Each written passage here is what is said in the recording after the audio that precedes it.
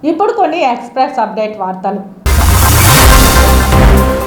రాష్ట్రంలో గత తెలుగుదేశం ప్రభుత్వ కాలంలోనే రజకులకు అన్ని విధాలా మేలు జరిగిందని తిరుపతి జిల్లా రజక సంక్షేమ సంఘం అధ్యక్షుడు రాజయ్య తెలిపారు. తిరుపతి ప్రెస్ క్లబ్లో మీడియా సమావేశంలో సోమవారం ఉదయం ఆయన మాట్లాడారు. 2019 ఎన్నికల ముందు జగన్మోహన్ రెడ్డి బీసీలకు అనేక సంక్షేమ పథకాలు అందజేస్తామని చెప్పి మాట తప్పారని అన్నారు. తెలుగుదేశం హయాంలో రజకులకు ఇచ్చిన దోబీఘాట్లు ఈరోజు వైసీపీ నాయకులు అక్రమంగా ఆక్రమించుకున్నారని, తిమ్మినాయుడుపాలెం సర్వే నంబర్ 84లో దోబీఘాట్ను వైసీపీ నాయకులు ఆక్రమించుకుని ఇల్లు కట్టుకున్నట్లు ఆయన తెలిపారు. అధికారులు ఏమాత్రం పట్టించుకోలేదని ఆయన మండిపడ్డారు.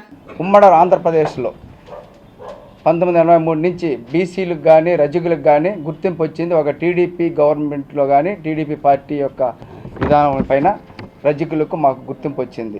అదేవిధంగా ఈసారి మెయిన్ పోస్ట్ ఏంటంటే ఎస్సీ జాబితాలో చేరుస్తామని కేంద్రానికి సిఫారసు చేస్తామని ఆయన ప్రకటించడం జరిగింది. 200 యూనిట్లు రజకులకు దోబిఘాట్లు కానీ లాండ్రీలకు కానీ ఉచితంగా ఇస్తానని చెప్పడం జరిగింది. మరియు గత గవర్నమెంట్లో దోబిఘాట్ నిర్మించుకోవడానికి 5,60,000 రూపాయలు ఇప్పట్లో ప్రకటించారు.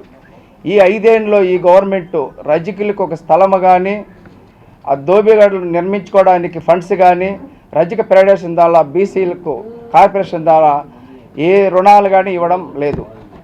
అదేవిధంగా గత ప్రభుత్వంలో ప్రతి ఒక్క సొసైటీకి 30 లక్షలు 50% డిస్కౌంట్ సబ్సిడీ ద్వారా 30 లక్షలు ఇచ్చారు బ్యాంక్ రుణాలు.